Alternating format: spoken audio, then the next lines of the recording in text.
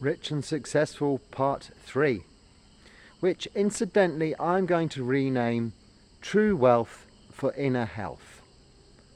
I think this is more appropriate to the content. This isn't a get-rich-quick scheme, although this might well happen. That's a warning, okay?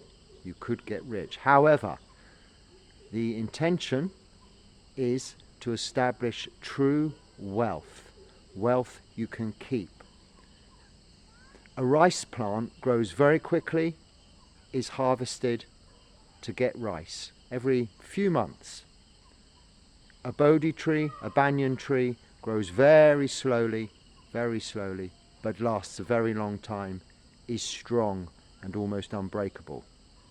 The wealth you are trying to build is that like a banyan tree, a Bodhi tree, not like that of a temporary rice plant with a short life. Things that grow slowly last a long time. Things that grow quickly, are established quickly, are short-lived. Today's subject matter is wisdom, which is why I begin this video with that little bit of wisdom. Now, wisdom is very important, but more importantly is the understanding of the meaning of wisdom. Wisdom is not intellectual. It isn't intelligence. It isn't your IQ level. It isn't the acquisition of knowledge. It cannot come from reading books, or let's say reading books alone. Wisdom isn't held in a PhD qualification. Wisdom is established in your heart. It is understanding. It is knowing. Wisdom is the result of practice. If you want to learn to swim, you cannot learn to swim from a book. You have to do it. You have to jump in at the deep end, and then you will be able to swim, eventually. But it takes practice. Now, the kind of wisdom we're talking about here is life-changing wisdom.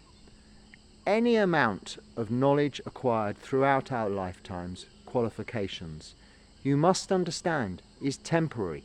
It is borrowed. It is borrowed for this life only, and it is actually borrowed for a short time. On the onset of Alzheimer's disease, dementia, any kind of mind-degrading illnesses that sadly affect many people from all ages, quite young to quite old, will basically wipe that hard drive clean, like a computer, its hard disk being formatted. All of that acquired knowledge, so understood intelligence, can be gone in a matter of days, weeks, months. That's taken years and years to learn. But if you've established wisdom at the very heart of your being, this will remain. And wisdom is fearlessness. Fearlessness of death, ultimately, but in the interim, fearlessness of pain and fearlessness of suffering, both physical and emotional. And this fearlessness comes from knowing, understanding, knowing what suffering is. Knowing suffering is just wanting something you haven't got or can't have, or not wanting something you have got or have. This, the root of this suffering, is only desire. And desire is the root cause of all greed, all hatred, and most of our confusion.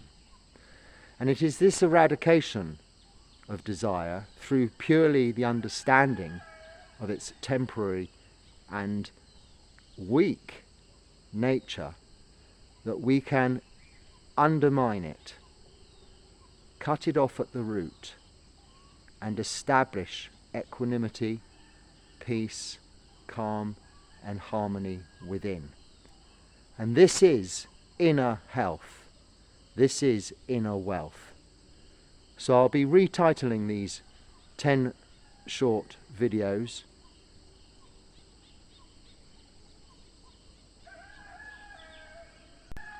True Wealth for Inner Health, because we are building true wealth, the kind of wealth you cannot establish quickly from immediate financial gain, but through long-term building of financial and spiritual wealth. And this builds true inner health. So wisdom is actually understood, should be understood to be understanding. Wisdom is not knowledge. Yes, it is the understanding of knowledge, and knowledge and acquisition of intelligence goes a long way to promote our success. But it isn't going to give you true contentment and ultimately happiness.